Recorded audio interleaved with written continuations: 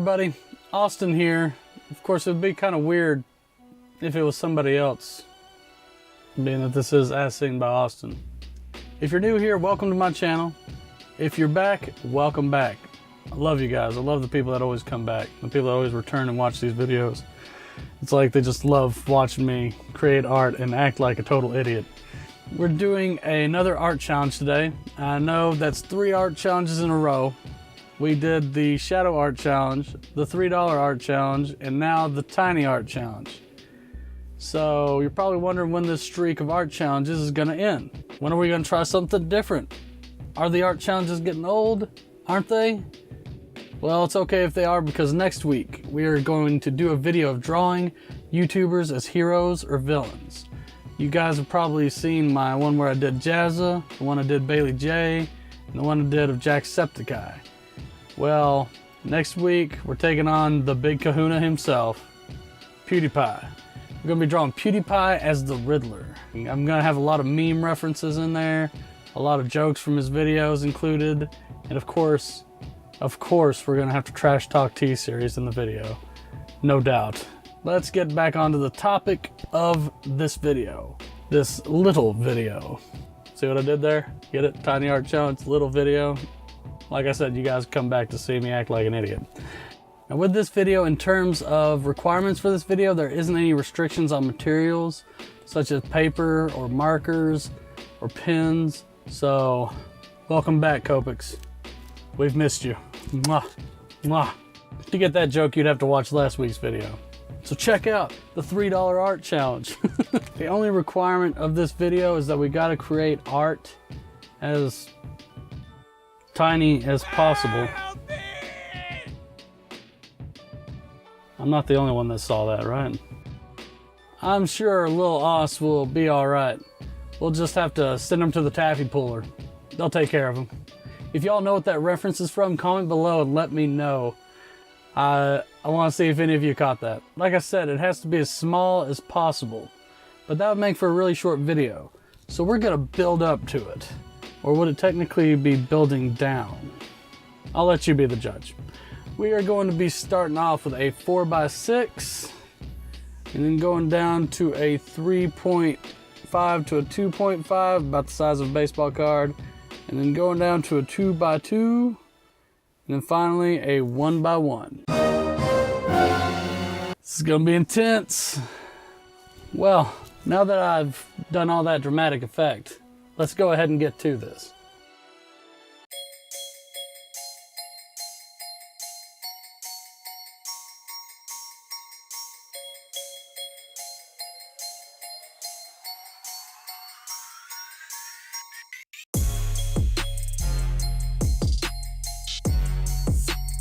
I've been watching art videos on YouTube a lot, and for many years, and a recurring art challenges I see over and over again is the tiny art challenge.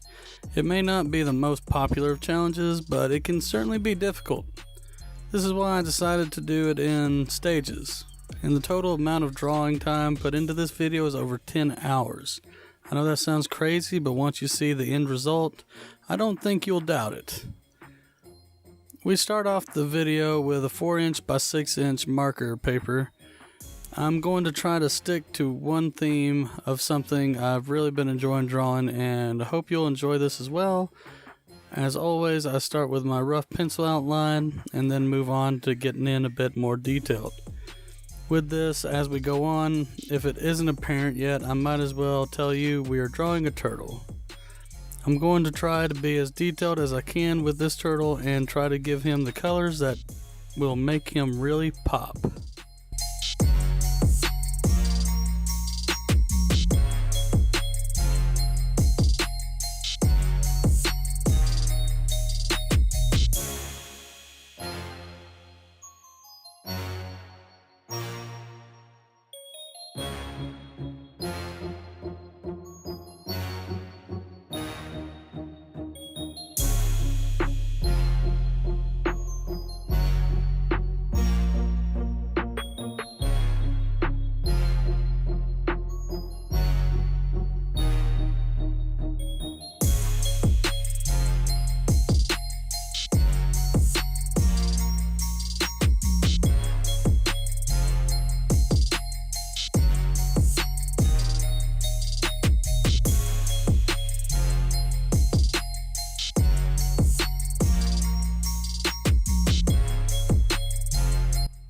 I was very careful to attempt to achieve even and consistent lines within the outside of the turtle as well as the scenery. I wanted to use thicker lines for the outside of the shell as well as the grass that is in the foreground in the front of the turtle.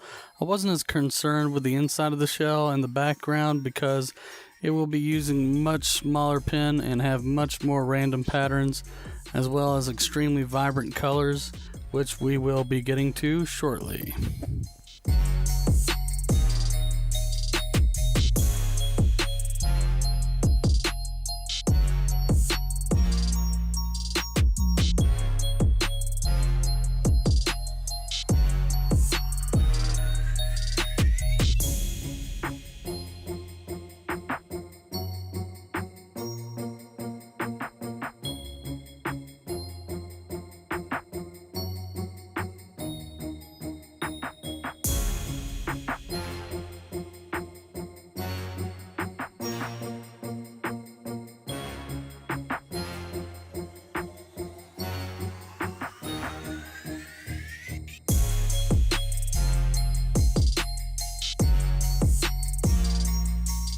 I used Copic markers on the turtle, obviously.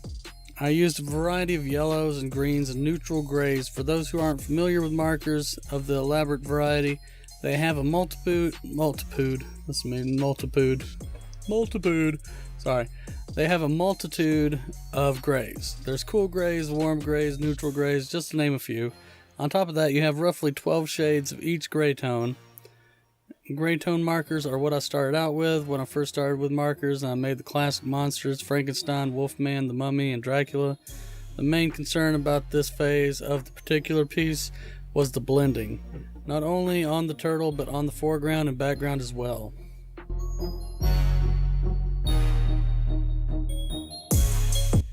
We are moving on from the 4 by 6 inch and moving on to our 3.5 by 2.5, which is essentially the size of a playing card or baseball card.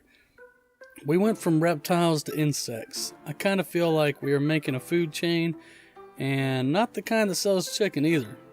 I'm working on a praying mantis now, and this is one of my favorite insects, which is weird. Not because liking insects are weird or having a favorite insect is weird, but it's weird that I like this insect the most and I know nothing about it. But the praying mantis has always appealed to me and I have no idea why. I think it was the different shades of green. It just stood out, amongst the other insects, I suppose. Well, unless it's sitting in grass, well then you can barely see it at all, which kind of acts as camouflage, which is pretty interesting too, now that I think about it, especially the shape of their body would look like blades of grass. Now that we're adding ink, it's time to address the praying mantis's very odd shape of its body and its arms. It has very odd proportions. Well, wait a minute, do you even call those arms? Doesn't matter. For this idiot, listen to me, for this idiot, no, for this video, we're going to call them arms. They have a small upper body and a large forearms, as well as an oddly shaped head. I think this misproportion of the creature may actually be why it's one of my favorite insects, which is ironic seeing as I'm an artist who tries to capture perfect proportions of everything I draw. Inking this wasn't so much of a challenge, but being that the size of this piece was so small, it is much more dire that I get lines that are even and consistent. There isn't much room for error on this.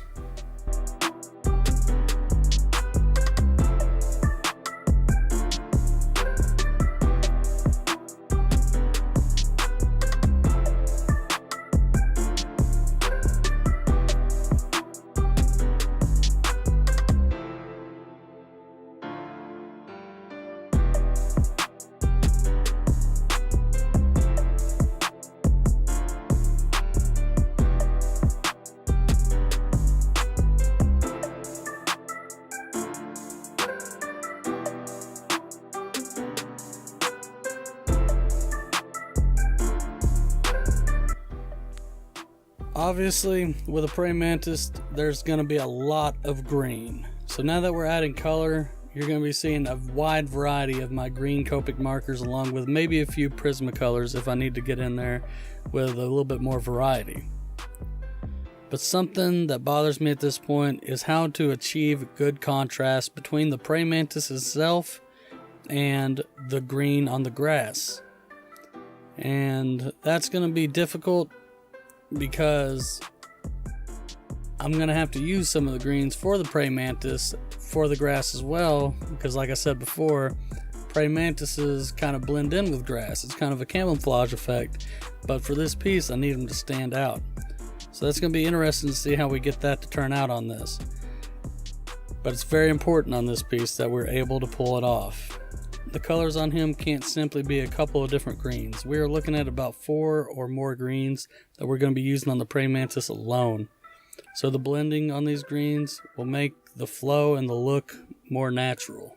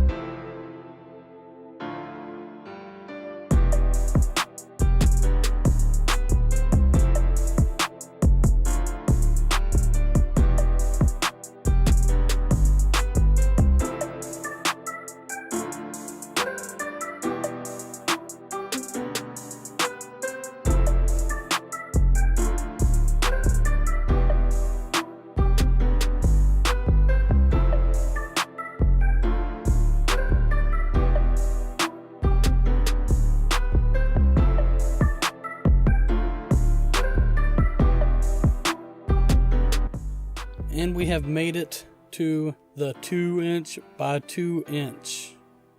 We are next step closer to our final product. And we are going to be drawing a bumblebee. Drawing a bumblebee would normally be a simple task, but being restricted to this margin of size, I need to be careful about the positioning of the main subject, which is the bumblebee, of course. Because I need to be able to make the piece interesting, but at the same time not try to go too in depth with the creature. Because if I make him too small so I could fit his whole body in there, or if I try to create a scene behind him, we could very well ruin this piece. A little off subject here, but in my meantime I'll probably be making videos of this in the future, but I'm currently working on illustrating a children's book called Where's the Bees? I'm working on it with a geologist I actually went to school with. The book will primarily be about what happened to bees that made them go down so small in population, and what kids in the future can do to make it better for them. I'm really looking forward to this, and you may be seeing more videos than I'd like to be able to admit about it, but this would be very interesting, and I hope you all are excited about that. We're moving on to inking in this bee, and it isn't as urgent as it was with the other two pieces, because the bee is a natural black and yellow.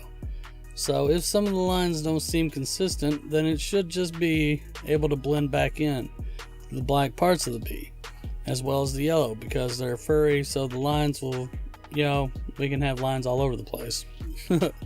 But we don't want to be too busy with the lines, because if you're too busy while you're drawing a fur coat on an animal or an insect, it'll make it look too busy and unnatural.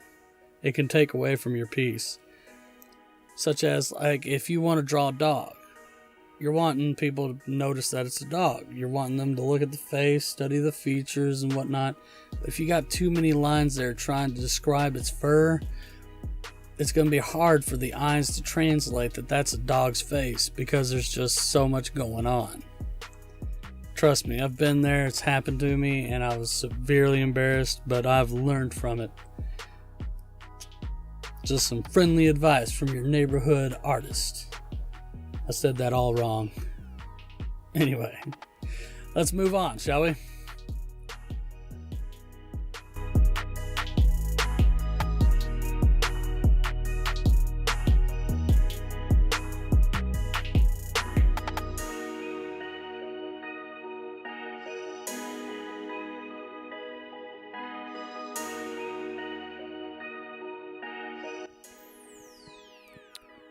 Now we are applying color to the bee. This will be a bit easier than the last two pieces, but the background will be severely more detailed as well. The color here is going to be way more sensitive because we are down to a very restricted space, and the wings themselves are going to be a bit more difficult because I need a cream tone transparency for them so we can see a little bit of yellow and a little bit of black behind them to really indicate that they are transparent.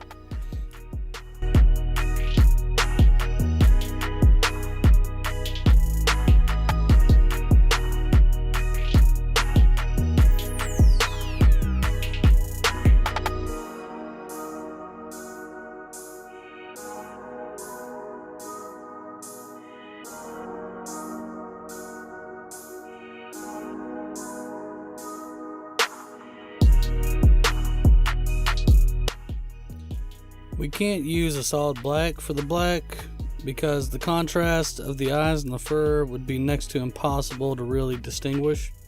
So we're going to have to bounce back to those gray tones we mentioned earlier, and we're going to be using roughly about 3 yellows or more for the bee itself and the background, because we're going to have a little bit of dandelions and flowers going on in the background, and altogether I believe this will turn out to be a beautiful piece.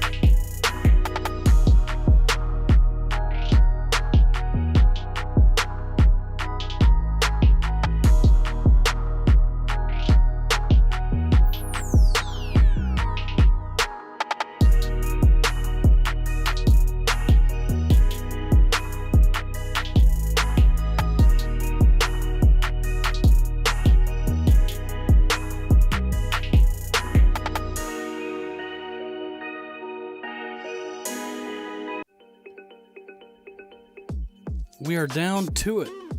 We are finally here. It is time for the dreaded 1 inch by 1 inch art. So we have made the turtle, the mantis, the bee. For our final piece, we are going to be paying tribute to Jazz's video where he did the tiny art challenge. But no worries, we are not going to be copying him. Well, not completely, but he drew Ant-Man, But for us, we're drawing an ant itself. Now there might be a little Easter egg in there of Ant-Man, which would be pretty hard to miss being that this piece is so small, so keep your eye out for that.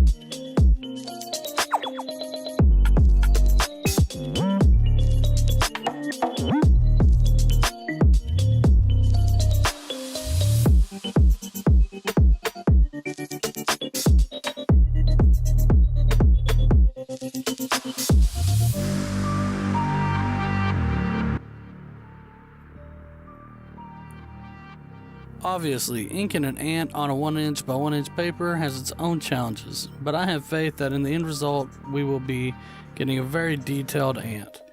For the inking of this one, we are going to be using my smallest ink pen, which you probably heard me mention before, a 005 micron pen. This tip of this pen is nearly needle tipped. Honestly, if you poke yourself with it, it's gonna hurt. No joke. It's no fun. Don't try it. But it is my favorite size because you could use this pen for almost anything. I don't know if you guys, all of you have watched the Inktober videos, but I did do one of the Joker transforming from the Clayface into the Joker. That entire piece was made with a 005 micron pen. And you can see the severe amount of detail that's on that piece. I'm sure you guys would enjoy that video, so if you haven't seen it, you should definitely check it out after this.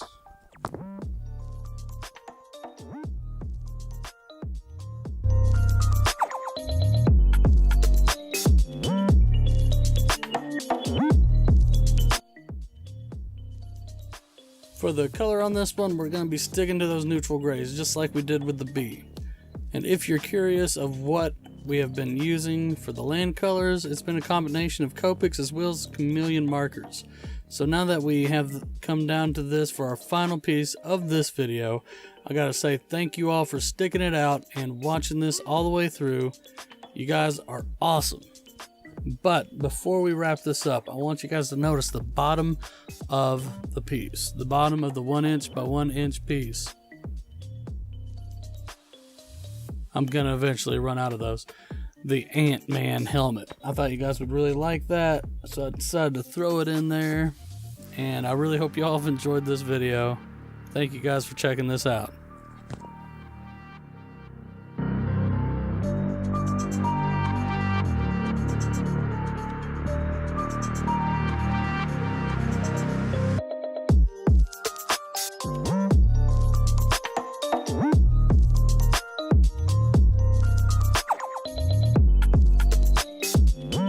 Wow, we finally did it.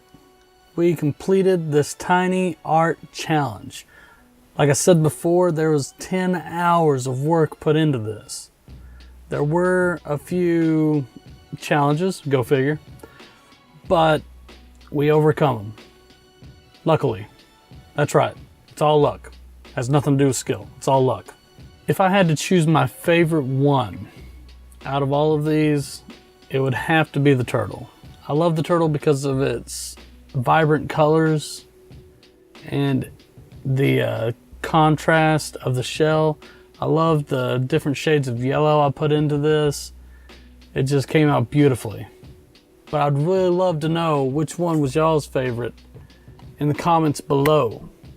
So let me know. We have the 4" by 6" turtle, the 2.5 by 3.5 praying mantis, the 2x2 bumblebee, and of course, the last but not least, the dreaded 1x1 ant.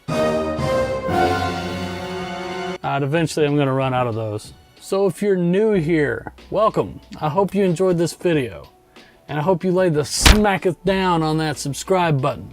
And you should know for sure, we do giveaways. If you comment on a video, you're entered for a chance at a free piece of artwork or a free As Seen by Austin t-shirt. Also, if you comment on a video, when I hit 5,000 subscribers, I will be giving away $50 worth of Copic markers or $50 cash.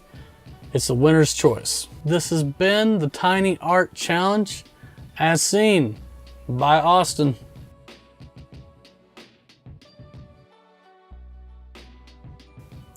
Thank you all for checking out this video. I have some other videos here I believe you all would enjoy. Be sure to comment, like this video, and subscribe if you haven't yet for a chance at some free merchandise or some free art. Sounds good, right? All right, you know what to do. See you later.